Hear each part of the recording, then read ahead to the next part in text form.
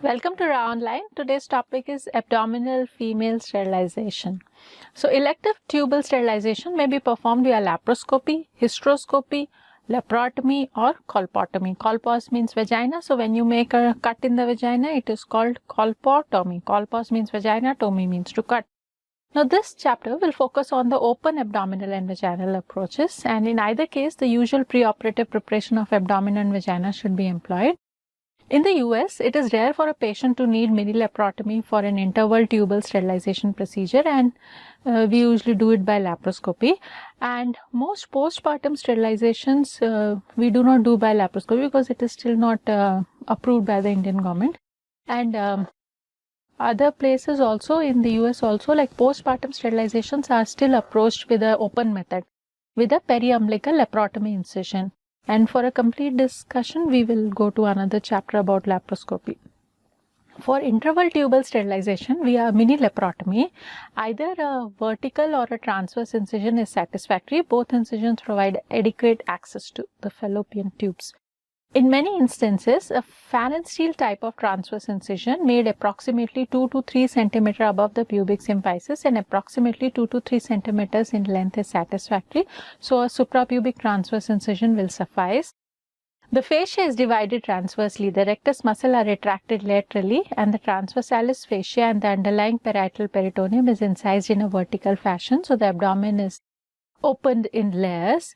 To avoid bladder injury, the bladder must be adequately emptied immediately before surgery, or an indwelling Foley's catheter can be placed. I prefer to place a catheter. So, a device is used to elevate the uterus to an optimum level so that the uterus is lifted up close to the anterior abdominal wall with a uterine elevator, and it is helpful and it allows the incision size to be kept minimum. Several different types of uterine elevators are available and all are satisfactory. Following the sterilization procedure, the incision is closed in a customary fashion by close the peritoneum, close the muscle, close the rectus, and close the subcuticular fat and close the skin. A subcuticular absorbable suture is often used and has excellent patient acceptance. One of the main advantages of an interval tubal sterilization via mini-laparotomy is that it does not require more than a basic surgical instrument and a basic training. So, it is very feasible and easily trainable procedure. Now, coming to a procedure called vaginal tubectomy, in which we approach the fallopian tubes through an incision made in the posterior fornix in vagina called as a colpotomy incision. Now, this is included in this talk because one is it has a historical significance, and another is it may still be acceptable in selected patients like those who are very obese or those who have a history of abdominal wall hernia repairs in which there is a mesh in the abdomen and you don't want to go through the mesh once again. So, why not approach the tubes through the vagina? Or sometimes when the hysteroscopic sterilization is contraindicated and the patient wants a cosmetic surgery, it can be done through vagina. Now, in this vaginal colpotomy, the peritoneal cavity is entered through an incision made in the posterior vaginal fornix between the uterosacral ligaments.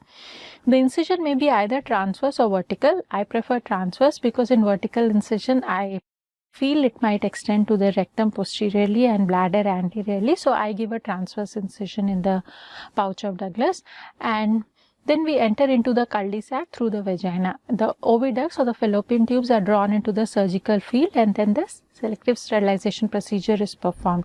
The colpotomy incision is usually closed in one layer with an absorbable suture material.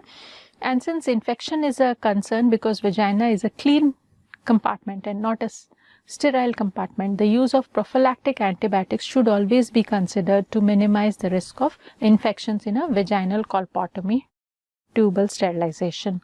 Now, in some instances, the mobility of fallopian tube is limited by pelvic anatomy or uterine anomalies like fibroids and scarring from previous surgery and infection, and the size of colpotomy incision is very small and we cannot see the tubes. Sometimes the patient cannot tolerate lithotomy position and the surgeon must have an adequate vaginal surgical experience to perform a vaginal approach for the chosen tubal sterilization procedure without excessive risk. And these factors and the advancements in laparoscopic and hysteroscopic sterilization techniques limit the vaginal approach to a historical significance. And this is done rarely these days. So, what are the indications for female sterilization? We can be doing it for family planning. Female sterilization can be done for socioeconomic reasons. It can be done for medico-surgical indications like medical disease in the female like heart disease, diabetes, chronic renal disease and hypertension, which are likely to worsen if repeat pregnancies occur, and hence sterilization is advisable.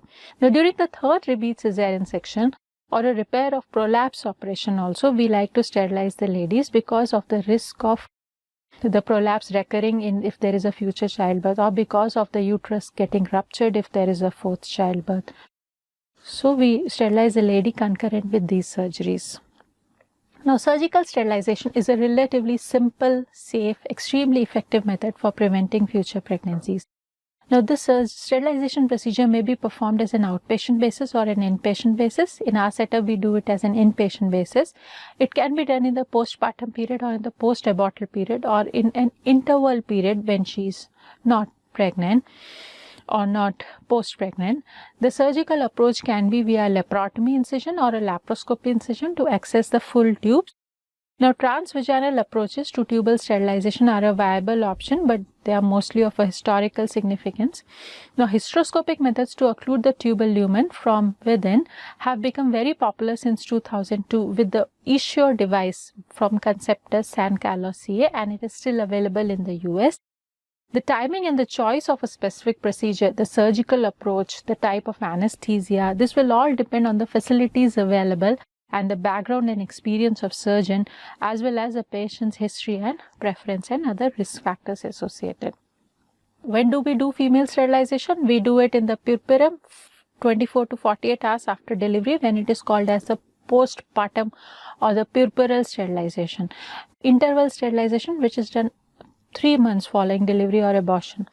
Now, ideal time, whether we want to do postpartum or interval, it is left on the preference of the patient, and we ask them at the time of rounds what you want. Now, ideal time of operation is following menstrual period in the proliferative phase, because once she had menses, you are sure she is not pregnant, and proliferative phase is the best time to do her sterilization. Sometimes when she just had a pregnancy and we terminated the pregnancy because of any indication, and she doesn't want to become pregnant again, then we do it concurrent with medical termination of pregnancy. What are the methods? We'll discuss laparoscopic in another lecture. So today's lecture is only about the open approaches, which can, so the abdominal approach or the vaginal approach. Among the abdominal approach, we can give a full 4 or 5 centimeter incision, or we can do a mini laparotomy when we give only a 2 centimeters incision.